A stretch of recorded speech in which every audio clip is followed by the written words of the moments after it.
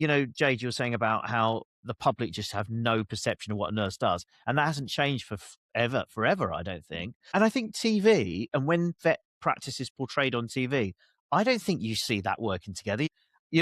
How often the nurse will say something as a vet, you think, oh, yeah, that's a good point, or I better do that. Or, you're handing over to the nurse to do the stitch up. You don't see that modeled for the public to see.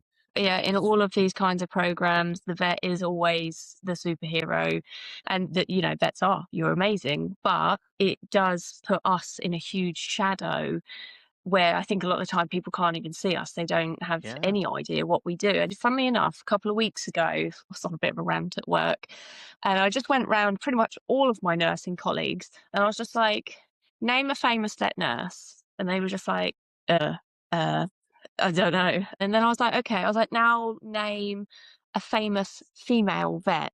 And they were all like, and I was like, okay, now name a famous male vet. Noel Fitzpatrick, Rory the vet, Dr. Scott, I think, who does on This Morning. All men, Yeah. all wonderful. And I'm just like, for an industry that is so heavily female dominated, it seems to be really heavily, what's the word, represented by men. Yeah.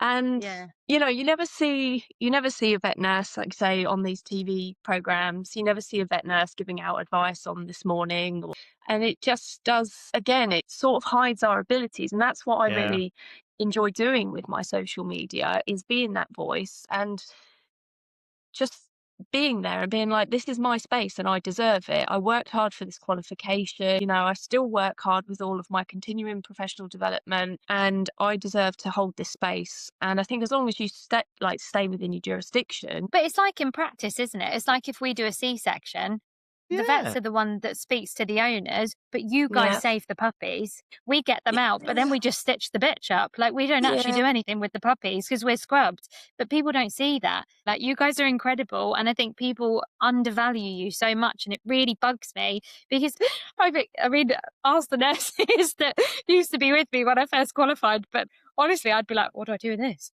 But when you're experienced, it's the same thing, but it doesn't make great TV, does it? If you've got this collaborative team that are working together and the nurse has suddenly got 5 things out that you're going to need because she's 3 steps ahead of you, that's not TV, is it? TV's about hero. I think the sort of real life version that goes on in practice, which is where we all communicate together and as a team discuss different ideas that will basically benefit the patient in the best way.